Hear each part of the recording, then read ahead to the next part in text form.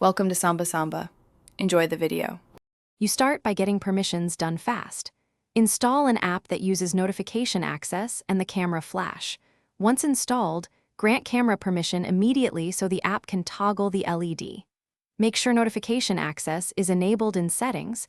Without it, the app cannot detect incoming notifications. Also allow any accessibility or background run requests because Android kills background processes otherwise. Once done, test with a simple notification to verify the app sees it, and you now configure how the flash responds. Open the app's flash settings and choose mode: pulse for short blinks, burst for multiple quick flashes, or continuous for a sustained light. Then set duration per flash, number of repeats, and a cooldown to avoid battery drain. Next, map triggers. Pick which apps and notification types cause the flash so you avoid constant blinking from low-priority alerts. Make sure to save settings and run the in-app test to confirm pattern and brightness are acceptable. You finish by testing across real conditions: locked screen, do not disturb on, and while battery saver is active.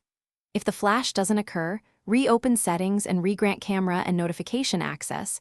Android sometimes revokes them after an update. Also check battery saver and control center permissions.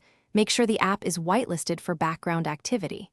If it still fails, reboot the phone, then run the app's diagnostic. This single troubleshooting step often resolves permission or background kill conflicts quickly. Thanks for watching. Consider subscribing if we helped you.